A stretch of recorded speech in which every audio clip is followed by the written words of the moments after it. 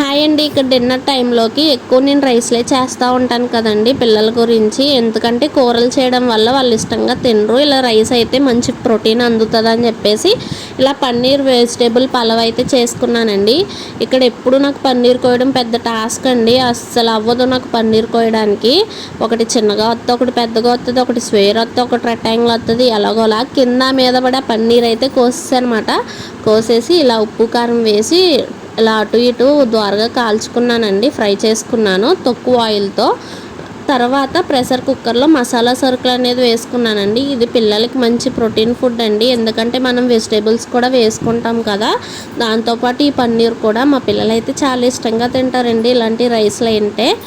ఇక్కడ టమాటాలు కూడా వేసేసుకున్నానండి. ఉల్లిపాయలు మగ్గిపోయిన తర్వాత అల్లం వెల్లుల్లి పేస్ట్ వేసి పచ్చివాసన పోయేంత వరకు ఉంచుకున్న తర్వాత వెజిటేబుల్స్ ఉంటాయి కదా, క్యారెట్, బంగాళదుంప, పచ్చి బఠానీ అనేది వేసి బాగా ఫ్రై చేసుకున్నానండి.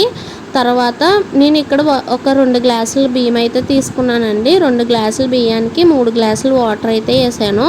ఇక్కడ బాస్మతి రైస్తో చేసుకున్నాం కాబట్టి దానికి ఒక 1.5 అయితే సరిపోతుందండి. ఇక్కడ నేను ధనియాల పొడి కూడా వేసుకున్నాను. కొంచెం కారం అయితే వేసుకున్నాను. మా పిల్లలు ఎక్కువ కారం అయితే తినరండి. తర్వాత వాటర్ అనేది దాని క్వాంటిటీ బట్టి వేసేసుకొని పన్నీర్ ముక్కలు పైన అయితే వేసేసి ప్రెషర్ అయితే పెట్టేశానండి. 2 విజిల్స్కి అయితే సరిపోతుంది. ఇక్కడ మా పిల్లలకి ఆకలి అని చెప్పేసి వెంటనే తీసేసి కలిపేసి వాళ్ళకైతే పెట్టేశానండి. దానివల్ల నేను వీడియో అనేది షూట్ చేసుకోలేదు మూత తీసిన తర్వాత. కాబట్టి నా వీడియో మీకు నచ్చితే లైక్ చేసి, షేర్ చేసి, కామెంట్ చేయండి. మీరు చేసే ఒక సబ్స్క్రైబ్, లైక్, కామెంట్ వల్ల నాకు చాలా యూస్ఫుల్ ఉంటుంది. Thanks for watching.